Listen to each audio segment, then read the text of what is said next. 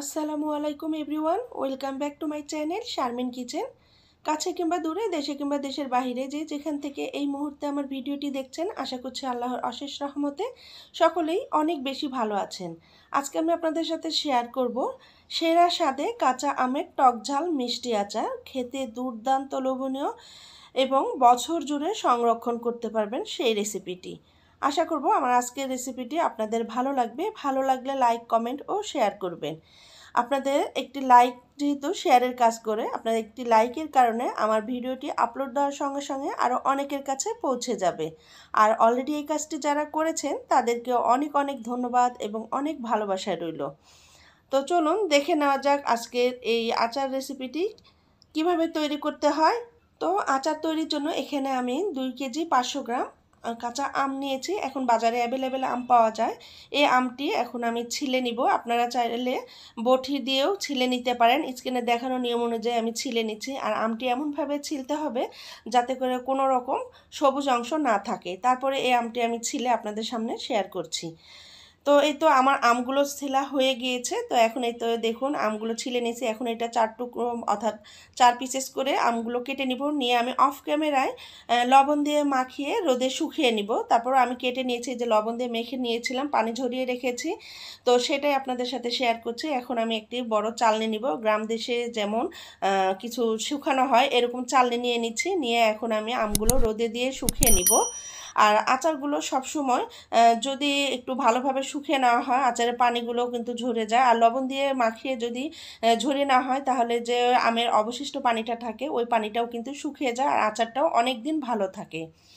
তো এই পর্যায়ে এখন আমি চুলায় হাঁড়ি বসিয়ে দিয়েছি। দিয়ে এখানে মেজারমেন্ট কাপে 1 কাপ পরিমাণ সরিষার তেল নিয়েছি এখানে 2টি তেজপাতা মাঝখান দিয়ে কেটে নিয়েছি, দারচিনি 3টি স্টিক এবং 4টি এলাচ নিয়ে এখন আমি একটু ভেজে নিব। আর এই যে আমগুলো আমি শুকিয়ে নিয়েছি, দেখে বুঝতে পারছেন কোন টাইপের করে শুকিয়ে নিতে হবে। এইভাবে শুকালে আমের আচার তৈরি করলে অনেক দিন যাবত ভালো থাকে এবং কোনো ফাঙ্গাস পড়ে না।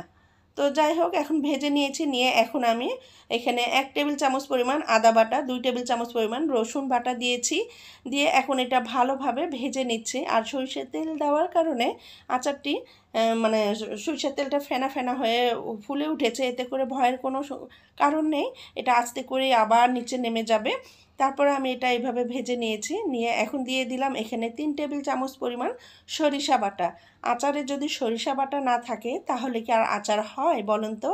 তো এই তো আমি এখন ভালো করে একটু ভেজে নিলাম যেন কাঁচা পানিটা না থাকে। আর আমি কিন্তু সরিষাতে 2 টেবিল চামচ অথবা 3 টেবিল চামচ ভিনেগার দিয়ে আমি পাটায় বেটে নিয়েছি। আপনারা চাইলে ব্লেন্ডার করেও নিতে পারেন। তারপর যখন ভাজা হয়ে গিয়েছে তখন আমি দিয়ে দিলাম আমগুলো দিয়ে এখন আমি ভালোভাবে ভেজে নিব। যদি আমে কোনো রকম পানি থাকে সেই পানিটাও শুকিয়ে যাবে। তো এই মুহূর্তে যেসব আপু ভাইয়া আমার ভিডিওটি দেখছেন, প্লিজ আপনাদের কাছে অনুরোধ রইল ভিডিওটি টেনে টেনে না দেখে সম্পূর্ণ ভিডিও দেখবেন এবং একটি লাইক দিয়ে ভিডিওটি কন্টিনিউ করবেন।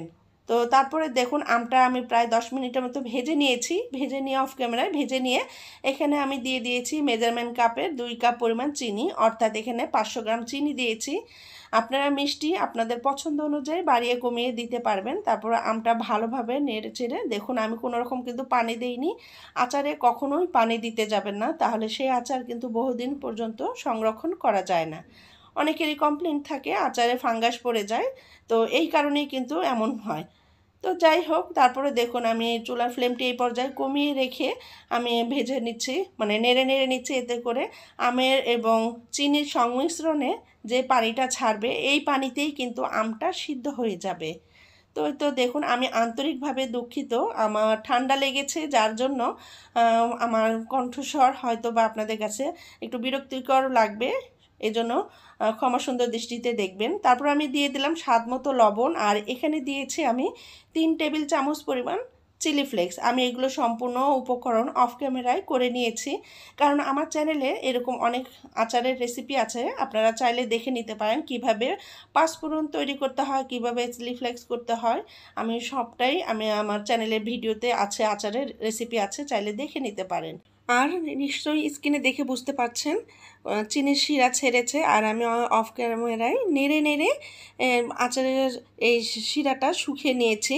আচার প্রায় হয়ে এসেছে। তো এই পর্যায়ে এখন আমি দিয়ে দিচ্ছি এখানে 2.5 টেবিল চামচ পাঁচফোড়ন গুঁড়ো। আর এটা আমি অফ ক্যামেরায় করে নিয়েছি। 2.5 টেবিল বলতে 2 টেবিল চামচ এবং আরও হাফ টেবিল চামচ দিয়েছি পাঁচফোড়ন।